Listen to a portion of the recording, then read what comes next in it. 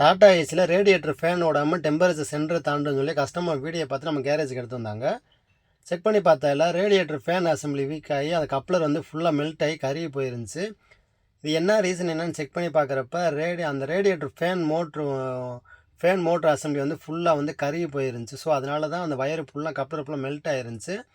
இதை சர்வீஸ் பண்ணி போட்டாலும் மறுபடியும் எங்கேயாச்சும் ஒரு சர்க்யூட் விட்டு போயிருந்தாலும் மறுபடியும் கம்ப்ளைண்ட் தான் செய்யும். ஸோ அதனால் நம்ம டாட்டா ஓய் வாங்கி புதுசு வாங்கி ஃபிட் பண்ண போகிறோம். அந்த புதுசு மாட்டினா மறுபடியும் அந்த கம்ப்ளைண்ட்லாம் தப்பிச்சுக்கலாம்.